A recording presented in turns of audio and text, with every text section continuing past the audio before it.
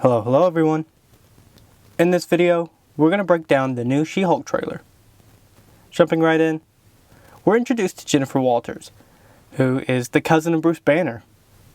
In the comics, she's in an accident that requires her to get a blood transfusion by Bruce, which is what leads her to gaining similar powers.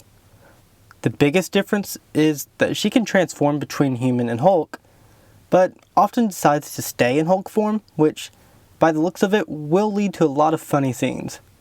It even seems like she starts wearing her comic-accurate suit early on, with that signature purple and white jumpsuit.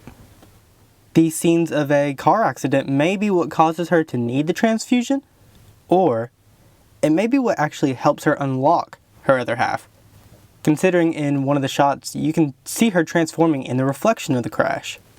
As you can probably tell, the show is going to be more of a comedy, which we get clear nods towards. There's lots of rumors of Matt Murdock, aka Daredevil, showing up, since he is a lawyer and is often found in the same courtroom settings that the series will take place in. This is because she will be defending a lot of superhero criminals throughout the series, which could be the reason she gets involved with Abomination in the first place. This may also be why we see new characters like Frogman, which everyone has wanted to see, obviously, and the Wrecking Crew. However, the big bad appears to be Titania, one of her most popular villains who has a lot of the same abilities and is a female wrestler. In the opening scenes, there also appears to be a group of men with high-tech weapons that are going to show up at some point. Potentially the government having doubts about She-Hulk and her intentions like in the Incredible Hulk film.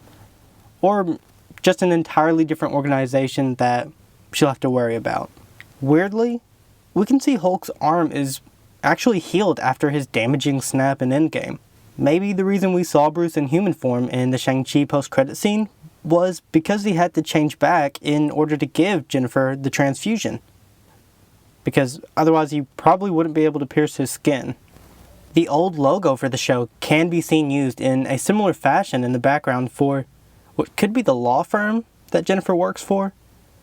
In the same scene, the actor she names off as her friend is Josh Segarra, who's had some popular roles as villains in other shows like Arrow, so keep an eye out on him. A Stark Industries logo can also be seen on the saw blades used to activate Jennifer's powers. Most likely, we're going to see Val show up at some point during this show to try and recruit Abomination for, say, a potential Dark Avengers team or Thunderbolts, like we've seen teased with US Agent and Yelena, just further tying the series into the MCU. Overall, I think this show is going to be a nice MCU comedy that this depressing phase of Marvel needs. Sure, the CGI was a little wonky at first, but I'm sure they're going to continue working on it like they always do up until the last minute. So, I don't see that being an issue. I am excited to see some funny scenes of her in Hulk form, just walking around in suits and trying to be normal. I'm really hoping that we get some good duo fight scenes with Hulk, because to this day, I still think his character needs some more screen time and just redemption overall. I can only dream of seeing him be the big green rage monster like before with a rematch against Abomination. I guess we'll see though.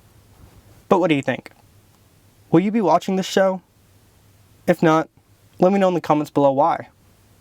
And that's that. See ya.